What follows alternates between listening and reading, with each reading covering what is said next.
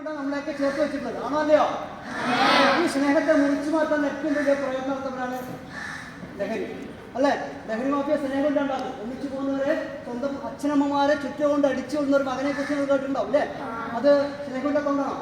മകൻ അച്ഛനോടും അച്ഛനമ്മമാരോടും അച്ഛനമ്മ മക്കളോടും സ്നേഹമുണ്ട്, വലിയ സ്നേഹമുണ്ട്. പക്ഷേ അവിടെ ആ സ്നേഹത്തെ കട്ട് ചെയ്യുകയാണ് ഒറ്റ സെക്കൻഡോട്, അല്ലേ? നമുക്ക് അതാണ് ഇവിടെ ബാധിക്കാൻ പോകുന്നത്. ഇനി ഞാൻ ഈ നൂലിനെ കൂടി കുറച്ച് മാറ്റാം കേട്ടോ, കുറച്ച് മതി, വലിയ നൂല് വേണ്ട, ചെറിയ ലേശം മതി.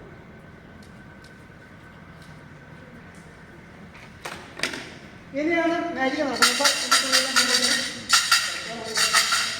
ഞാൻ ചെയ്യാൻ പോകുന്നത് ഈ മുത്തുമണികൾ മുകളിലോട്ട് വലിച്ചത് 14 ജില്ലകൾ കൂടി കടന്നു പോകുന്ന ഒരു സ്നേഹത്തിൻ്റെ സന്ദേശമായി കടന്നു പോകുന്ന ഒരു മനുഷ്യനാണ് മുമ്പിൽ നിൽക്കുന്നത്. അദ്ദേഹത്തിൻ്റെ സ്പേസ് സബ് ഇൻസ്പെക്ടർ ആയിരുന്നു, അല്ലേ? നീതിപാലകനായിരുന്നു. ഇപ്പോൾ അദ്ദേഹത്തിന് റിട്ടയർ കഴിഞ്ഞിട്ട് അന്ന് റിട്ടയർ ചെയ്ത ആ നിമിഷം തന്നെ സൈക്കിളിൽ ഈ ലഹരിക്കകത്ത് പറഞ്ഞുകൊണ്ട് പോവാണ്.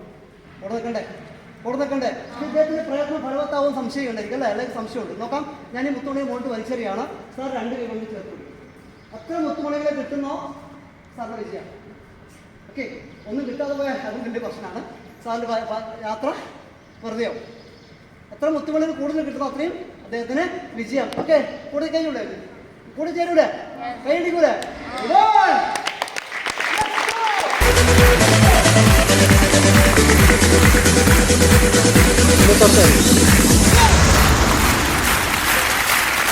എനിക്കുറപ്പുണ്ട്, 100% ഉറപ്പുണ്ട്.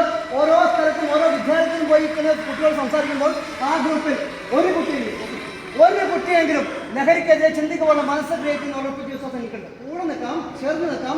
ഈ യാത്രയ്ക്ക് മുഴുവൻ മനസ്സുകൊണ്ട് സപ്പോർട്ട് ചെയ്യാം. അത് മാത്രമല്ല, എന്നെ പറഞ്ഞ വാക്കുകളെ മനസ്സിൽ ചേർത്ത് വെച്ചുകൊണ്ട് ലഹരി വസ്തു കാണുമ്പോൾ ലഹരിയല്ല, ലഹരി വസ്തു കാണുമ്പോൾ നോ എന്ന് പറയാൻ നിങ്ങളുടെ അച്ഛൻ്റെ, അമ്മയുടെ, ഉപ്പയുടെ മുഖം മനസ്സിൽ വരണം. നോ എന്ന് കർശനമായി പറയാനുള്ള കപ്പാസിറ്റി, പവർ നിങ്ങൾക്ക് ഉണ്ടാവണം. അതുകൂടി അവിടെ ഈ സ്കൂളിൻ്റെ വിദ്യാഭ്യാസ ലക്ഷ്യം. നന്ദി, നമസ്കാരം.